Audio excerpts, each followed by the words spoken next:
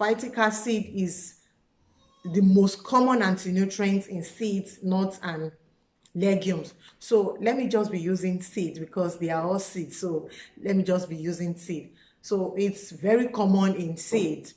So it's very essential you sprout your grains and soak your grains and sprout it before you offer it to your little ones. Even adults too, we need to do that. So take for instance, when you eat a food and after eating this food you are not feeling okay, is it normal for you to eat a food and after that food your body start feeling somehow? It's not normal. And this is how these babies and older kids feels too when you offer them the food that contains anti-nutrient, the food when their body did not break down the anti-nutrients in this food.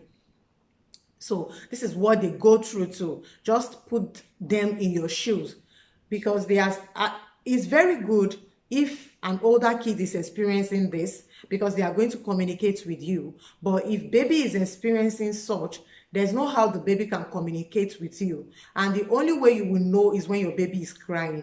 But I would like to chip in that you have to notice the cry of your baby once you offer them a certain food. Try to know when your baby cry for pain. Try to know when they are responding to whatever you give them. So you try to study them very well. What I do is, after I offer my baby any new food, I always like to stay with them for some minutes or for some hours to know if there's going to be any reaction. Because some babies, the only way they can communicate their reactions to you is through cry. But some babies, the reaction will come out from their body. So it's very good for you to take note of your baby once you introduce a new food to them. Not only babies, older kids too. To make it a priority to note it when you offer a new food to your baby. Make it a priority to stay with them and see if they are going to react to any of this food. But to make it easy, just try to soak and sprout your grains and you'll be free. You'll be okay. There will not be problem. This is the reason why some people think they need to go through keto diets. They have to leave the grains because it's giving them problem, and they think they have to leave the grains because they think it's giving them problem, or they just have to let the grains go just because they heard that gluten in wheat or other grains are not good. If you are running away from gluten in wheat, you are going to make phytic acid in nuts and seed, like pumpkin seed and almond nuts. Doing keto diet, this is the nut they use so much. So if you don't understand the heart of how this nut and seed and grain work, there's no how we are not going to be experiencing the same problem with it. So you can't leave grains to nuts and say, okay, I'm not okay with grains, let me move to nuts, or I'm not okay with legumes, let me just stick to grains. No, you have to understand the heart of it. So the only thing that will make all this easy for your system, easy for your digestive system, or easy for baby's gut is to soak and sprout these grains. Just give it a try and let me know how it goes. Some mothers always say that I'm giving my kids the very best food. I'm giving them grains, and I believe they should be getting the iron in the grains because grains is very rich in iron. I'm giving my babies nuts and seed and whatsoever. They are eating vegetables, they are eating fruits. I don't know why they still go through all this, or I don't know why they still have anemia and whatsoever. It's because they are not digesting the nutrients in this food.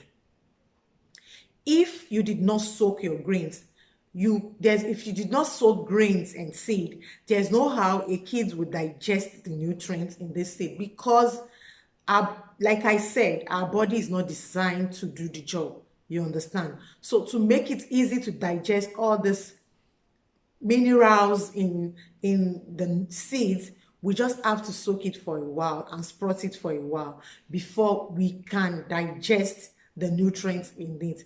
Because the phytic acid in this grain and seed will not allow the body to absorb the nutrients like iron like zinc, like magnesium in the nuts and seed. Let's take for example millet. We have iron, zinc, magnesium in millets. If you did not soak it, the phytic acid in that grain will not allow you to digest the nutrients in this food. I hope you understand that. Will not allow you to digest the nutrients in this food, because there are a lot of nutrients in this food, and it also contains phytic acid. So the phytic acid will not allow the body to absorb the nutrients in this food. But once you soak your grains, you unlock all the nutrients in it. It will reduce the phytic acid in the seed. If not, if you soak it for a very long time, it's going to remove the phytic acid in this food. So you can also do some research on phytic acid on your own. It's very good to research some words. If you learn some new words, it's very good to make research on it. Phytic acid, it's an anti-nutrient, and if the body did not digest the nutrient, if the body did not digest the nutrients in the food, there's no how it's going to work for your kids. So kids can still have anemia even if they consume the best grains and the best seeds and the best nuts. So it's very good for you to very good for you to sprout your grains and try to soak your grains and try to sprout it for a while before you offer it to your kids, because it's the key word of today. You will see me repeat these words so many times. So let's move on to benefits of sprouted grains. So if you see me looking at my hand, I have the list with me because I don't want to forget anything. It's just 5, but I don't want to forget anything. So number 1 is it reduces the anti-nutrients in a certain seed you are sprouting. If you are going to sprout millet, definitely by soaking and sprouting it, the anti-nutrient is going to reduce. Let's say we have 100% anti-nutrients in the seeds you want to soak. It will reduce to, let's say, 70 to 80%. So it's very good. It's something that at least out of the 100, you are getting 70 out of the anti-nutrients you are getting 70 out of the anti-nutrients in the certain seed you are sprouting. So to reduce the anti-nutrients, you have to soak and sprout your grains. I think I've talked more about anti-nutrients. And the second one is increase the protein. It increases the protein in a certain food you are going to sprout. Let's say you are sprouting legumes. Let's say you are sprouting your beans. It's going to reduce the protein. I mean, it's going to increase the protein in these beans, like amino acid is going to increase it. You are going to enjoy the protein in this food.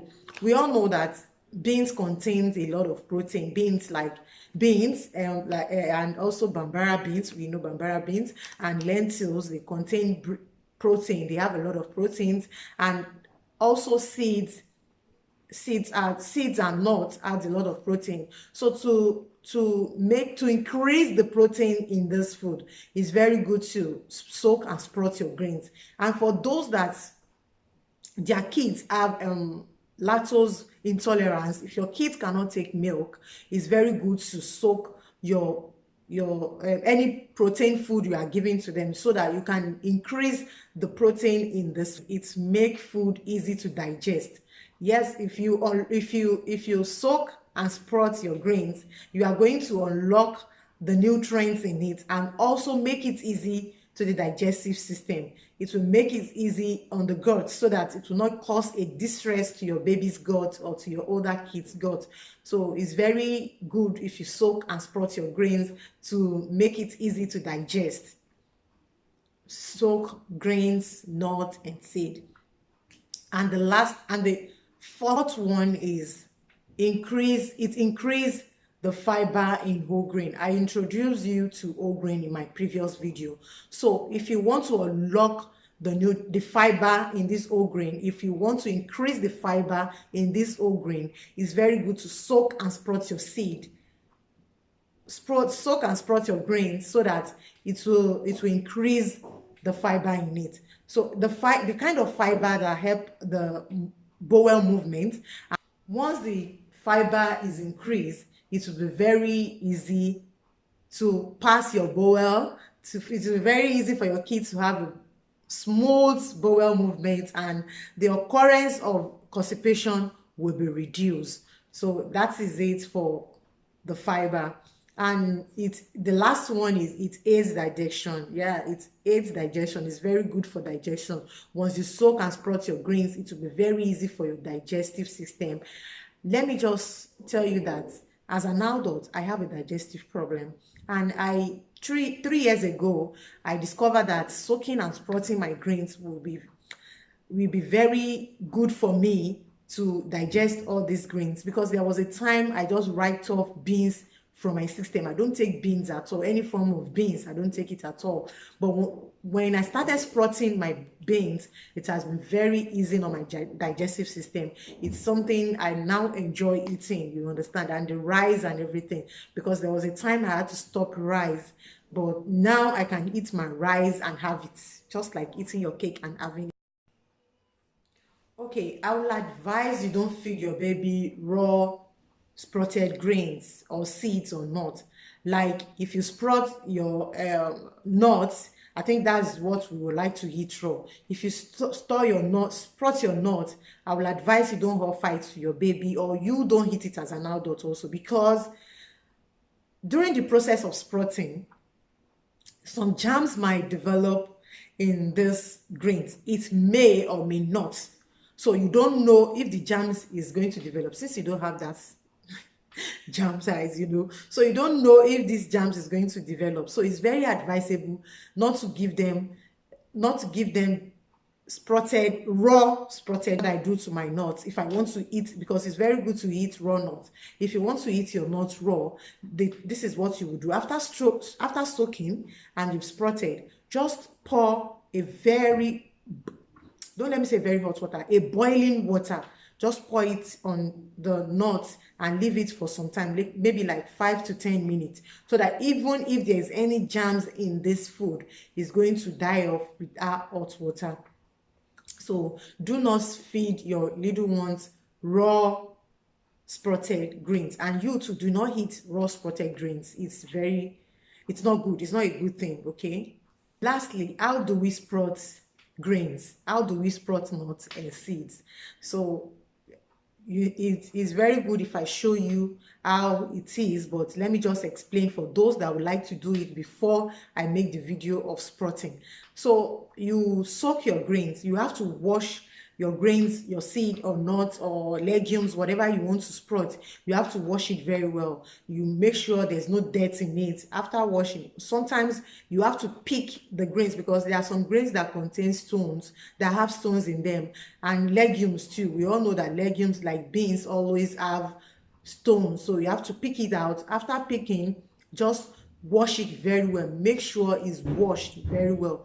After washing it, you have to soak it, pour water on it, let the water come to the top. You understand? You understand how we soak. So we have to soak it overnight.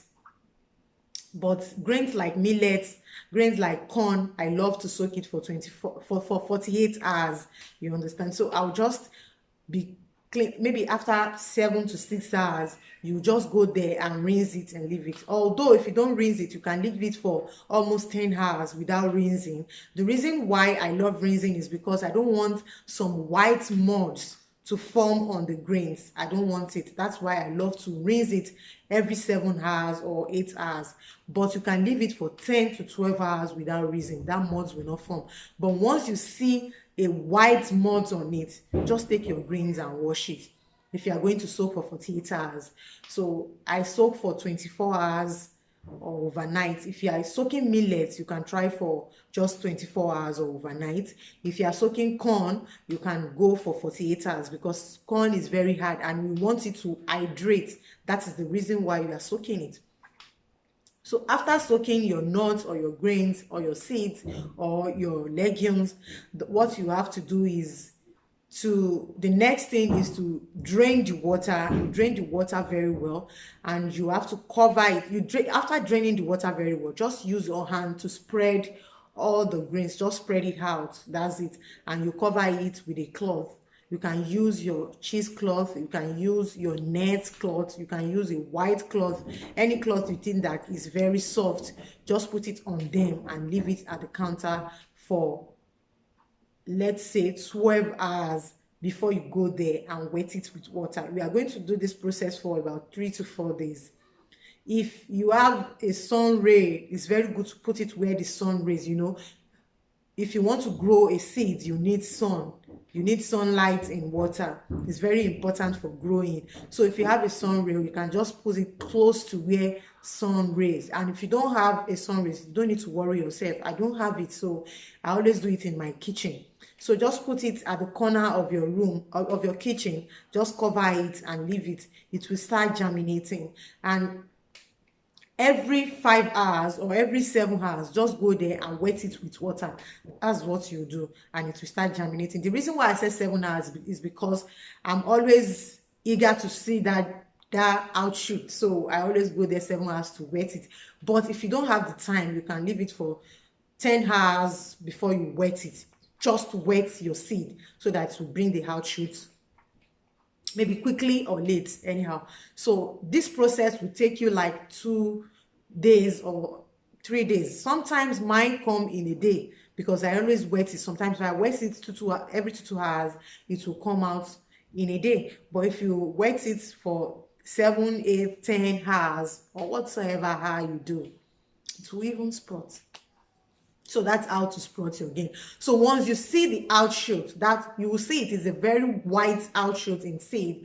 I'll show you the picture. You will see the picture of it. If you see the white outshoot, that means your grains is ready. Your grains is sprout. If I see a little bit of outshoot, I'm ready to use my grains. But some people like it very long. So depends on what you like, depends on what you want.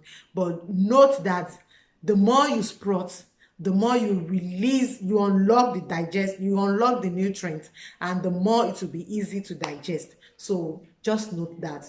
Do whatever you like or do whatever suits you. So that is how to sprout your grains. So thank you very much for listening to me, and thank you very much for watching this to the end. If you have gained something from this, let me know in the comment section. And if there's anything you want to know, or you have any questions about sprouting or whatsoever about your baby kids, just let me know in the comment section. So I'll be there to answer all your questions. And if you want to go personal with me, let me know. I have emails, it's there in the description box below. You can just email me. Yeah.